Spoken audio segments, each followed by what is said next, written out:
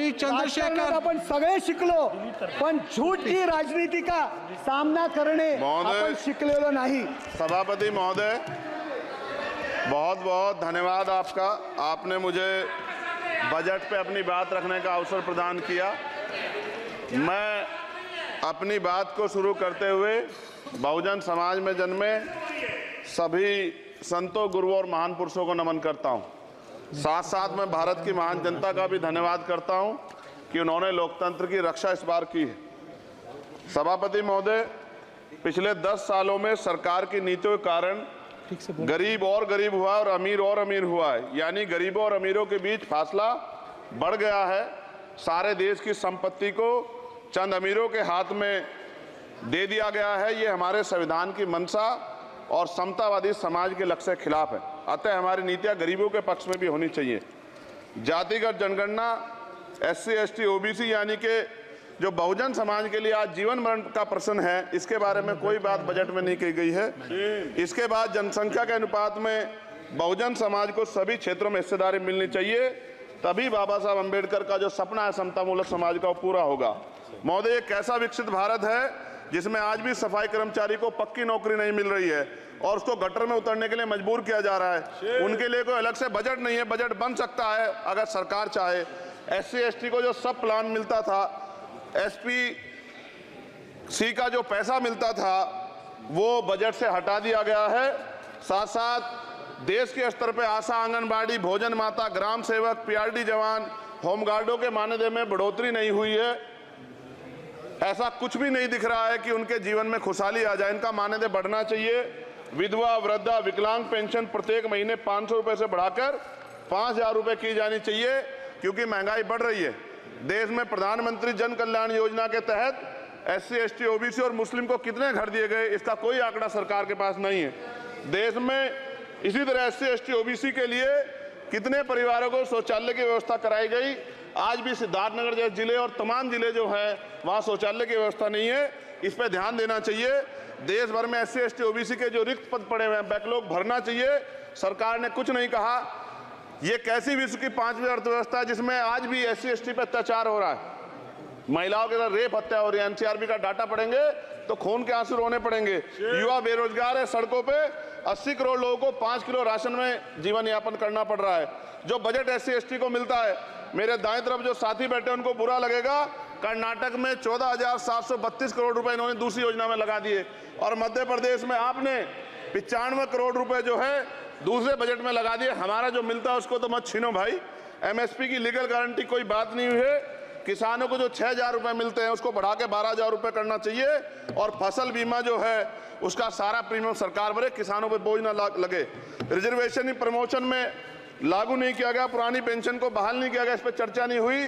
देश में मनरेगा समय न्यूनतम मजदूरी की दर 700 रुपए होनी चाहिए। समान काम समान वेतन पॉलिसी लागू होनी चाहिए। जो रसोई की चिंता करते हुए 500 रुपए प्रति सिलेंडर से ज्यादा के दाम नहीं होने चाहिए, जो महिलाओं को राहत मिल सके। बिजली के दामों में भी कमी होनी चाहिए। बेरोजगार युवाओं को 5000 रुपए भत्ता मिलना चाहिए, जो बेरोजगार युवा जो है अपनी पढ़ाई या अपना खर्चा उठा सके।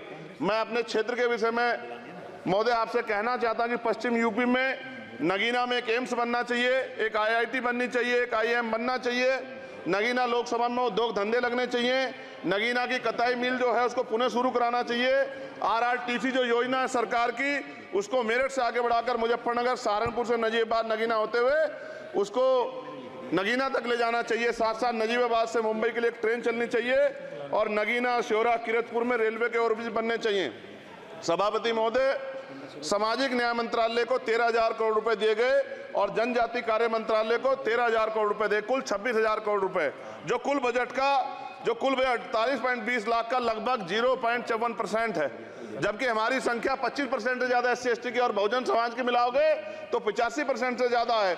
और हमारे विकास के लिए सरकार 1% पैसा खर्च कर रही है, जो मिलना हमें चाहिए, जबकि मिलना हमें 25% चाहिए। ये ऊंट के मुंह में जीरा के समान है, कहावत हमने बहुत दिन सुनी थी। पिछले लंबे समय से हमारे साथ धोखा हो रहा है, लेकिन अब ये नहीं चलेगा। चंद लोगों की तराजू से देश के संसाधन नहीं बटेंगे। इस देश का बहुजन समाज बर्दाश्त नहीं करेगा। संसाधन का बंटवारा संख्या के आधार पे होगा। माननीय काशीराम साहब नारा लगाए थे, ना तो वोट हमारा राज तुम्हारा चलेगा, और आज हम कह रहे हैं ना ही वोट हमारा और नोट तुम्हारा चलेगा। इस बात का भी ध्यान जो है सरकारों को देना पड़ेगा। आपके माध्यम से सरकार से मेरी एक मांग है, सरकार इस योजना का लाभ भी अपने आप ले ले, सरह भी ले ले कि 1 लाख रुपए सालाना बहुजन समाज के अत्यंत गरीब परिवारों को दे।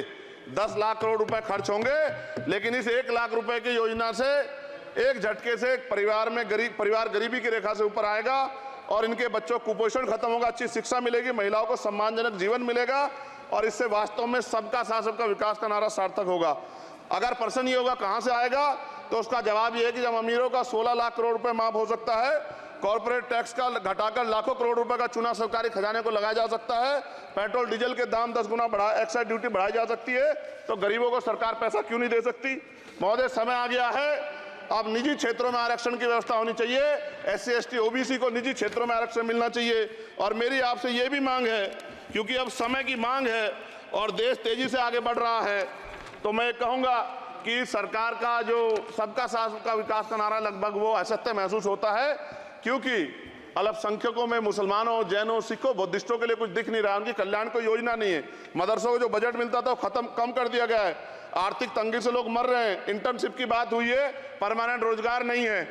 और दिल्ली में क्या हुआ बच्चों के साथ कल, उनकी सुरक्षा की जिम्मेदारी क्या है? वो आए तो बनने थे IAS IPS और बन क्या गए, लाशें बन के गए, यहाँ से कोई ध्यान नहीं दे रहा है, किसी की नजर नहीं है। साथ साथ मैं आपसे ये भी आग्रह करूंगा कि हम ग्रामीण क्षेत्रों से आए लोग देश से बड़ा प्रेम करते हैं और हम ये महसूस करते हैं कि सरकारें हमें सुनेंगी, सरकारें हमारे बारे में सोचेंगी, लेकिन ऐसा महसूस हो जाता है आज़ादी के 75 साल बाद, और जिसको अमृत काल कहा जा रहा है, आज भी SC ST OBC के लोगों पर अत्याचार हो रहा है। अभी 2 दिन पहले गोली से उड़ा दिया गया गाजियाबाद में और राजस्थान में गर्दन काट दी गई। ये घटनाएं देखकर डर लगता है, घर से निकलते हुए भी कि आने घर वापस लौटेंगे नहीं लौटेंगे। तो मेरा सरकार से आग्रह है, अगर आज़ादी के 75 साल बाद भी हमारी हत्या हो रही है, तो हमारी मां को भी दर्द हुआ होगा जब उसने हमें पैदा किया हो, हमारी बहनों को भी हमारे खोने का दर्द होता होगा। कैसी कानून व्यवस्था है आपकी, सब कुछ है आपके पास, फिर भी जो है महिलाओं पर रेप नहीं रोक पा रहे हो, हत्याएं नहीं रोक पा रहे हो, गरीबों, दलितों, पिछड़ों, किसानों, मजदूरों की जान नहीं बचा पा रहे हो। किसान सुसाइड कर रहा है, नौजवान सुसाइड कर रहा है, और बड़ी बड़ी बातें होती हैं, इधर भी अच्छे लोग हैं, इधर भी अच्छे लोग हैं, लेकिन अच्छाई तब होगी जब जमीन पे भी कुछ काम दिखाई देगा। और जमीन पे महोदय कोई काम दिखाई नहीं दे रहा है। जब कोई योजना की बात आती है तो सरकार हमसे मुंह मोड़ लेती है। आप बताइए, एजुकेशन का बजट कम कर दिया, हेल्थ का बजट कम कर दिया। मैं अपने क्षेत्र में गया तो आप विश्वास कीजिए, डॉक्टर नहीं है, स्कूल में मास्टर नहीं है, और कोई भर्ती ऐसी नहीं जिसका पेपर लीक नहीं होता है।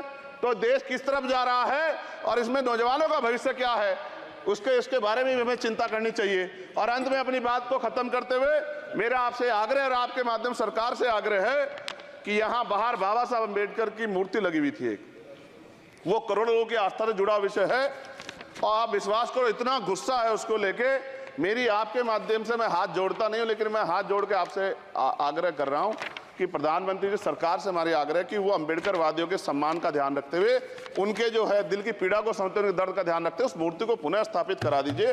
अगर इसमें कोई राजनीतिक कारण अलग बात है, लेकिन मैं कंक्लूड कर रहा हूं, मगर मैं आपसे कहना चाहता हूं इसमें बहुत गुस्सा है। जिस दिन अम्बेडकरवादी गुस्सा हो जाएगा, वो फिर इस सरकार को जो 24 में आ गई है, वो आने वाले चुनाव में ऐसा सबक सिखाएगा कि दोबारा पलट के नहीं देख पाओगे। तो मैं आपका धन्यवाद करता हूं और मुझे विश्वास है कि सरकार मेरी बातों पे गौर करेगी और गरीबों के बारे में सरकार सोचेगी, गरीबों को आगे बढ़ने के अवसर प्रदान होंगे। धन्यवाद।